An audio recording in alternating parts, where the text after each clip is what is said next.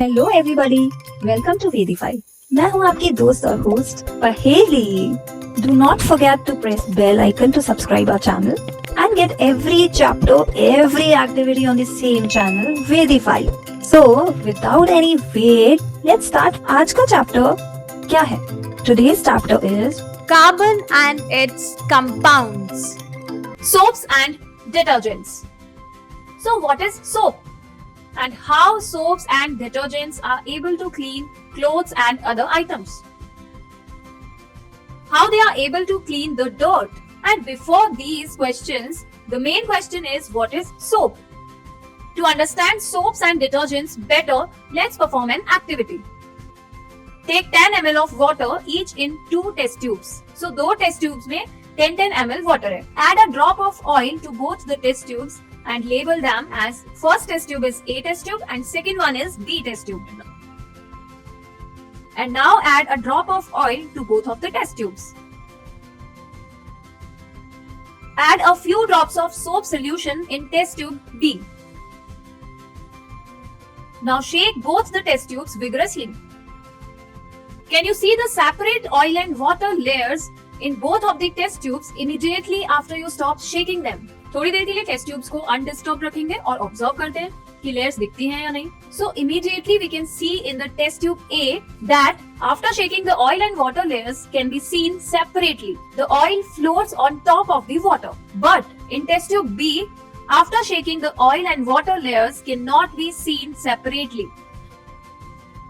The soap solution helps to emulsify the oil, causing it to form small droplets and remain dispersed throughout the water. But if we observe both of the test tube after some time, क्या same situation ही रहती है? So when test tube A is left undisturbed for some time, the oil layer in test tube A begins to separate and rise to the top, forming a distinct layer on the surface of the water.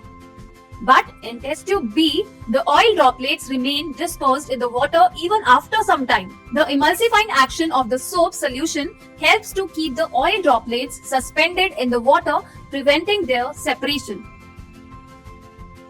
So what do we observe by this activity? In this activity, we get to know that the oil layer separates out first in test tube A, where there is no soap solution present. But in test tube B, the presence of soap prevents the oil from separating and forming a distinct layer. So here we understand the role of soap in emulsifying oil and preventing its separation from water.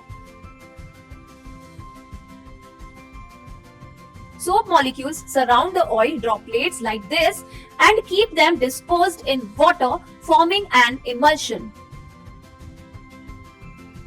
We know that most dirt is oily in nature and oil does not dissolve in water, and the soaps are sodium or potassium salts of long chain carboxylic acids. So because of the sodium, the soap molecules can interact with water. And because of the long chain of hydrocarbon, soap can interact with oil. तो soap में जो sodium potassium है उनका water से interaction और hydrocarbon chains का oil से interaction जब होता है तो इस तरह का स्ट्रक्चर बनता है. So the soap molecules form this kind of structure and these structures are called as micelles, where one end of molecules is towards the oil droplet while the ionic end faces outside.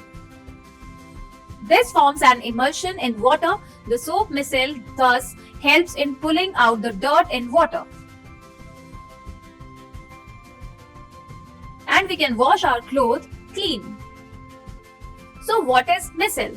The hydrophilic heads of the soap molecules are attracted to the water molecules and surround themselves with water. The hydrophobic tails of the soap molecules, on the other hand, try to avoid contact with water and cluster together. This clustering leads to the formation of micelles. In a micelle, the hydrophobic tail of soap molecules are oriented inward, away from the water, while the hydrophilic heads are oriented outward, facing the water. This arrangement allows the soap molecules to form a spherical structure with the hydrophobic tails shielded from the water and the hydrophilic heads exposed to the water. So that means hydrophilic heads तो बाहर की side होंगे और hydrophobic tails अंदर की side होगी. Inside the micelle, the hydrophobic tails are capable of dissolving and trapping non-polar substances such as dirt, oils, and grease. This is because the hydrophobic tails of the soap molecules can interact with the non-polar substances, while the hydrophilic heads remain in contact with the water.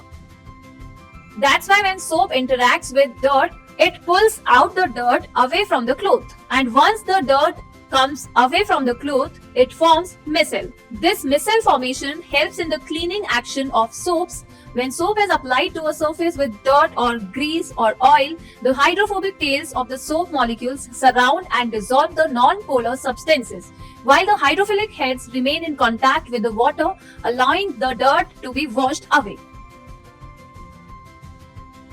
So, soap in the form of a micelle is able to clean since the oily dirt will be collected in the center of the micelle. The micelles stay in solution as a colloid and will not come together to precipitate because of ion-ion repulsion. Thus, the dirt suspended in the micelles is also easily rinsed away. The soap micelles are large enough to scatter light. Hence, a soap solution appears cloudy.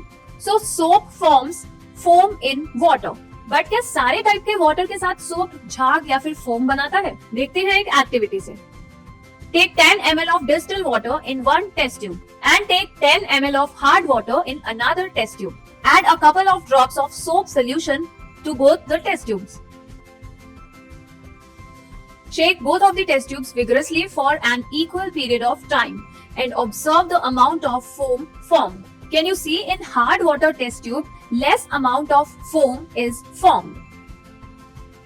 Hard water contains calcium and magnesium ions. These calcium and magnesium ions react with the soap molecules and they form insoluble compounds known as soap scum. And this soap scum reduces the ability of soap to form a stable foam or jug. In other test tube of hard water, और जो first test tube थी जो distil water की थी या other waters जो भी होंगे, उस टेस्ट ट्यूब में झाग आराम से बनते हैं क्योंकि उसमें हार्ड वाटर की तरह मैग्नीशियम और कैल्शियम आयंस एब्सेंट होते हैं.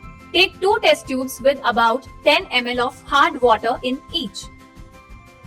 Add 5 drops of soap solution to one test tube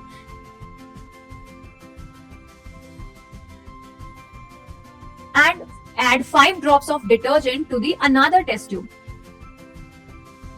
Shake both test tubes for the same period of time. Do both test tubes have the same amount of foam? In which test tube is a curdy solid formed? So test tube with detergent solution forms more foam compared to the test tube with soap solution. But why so? Because detergents are synthetic cleansing agents that are specifically designed to produce more foam in hard water compared to soap.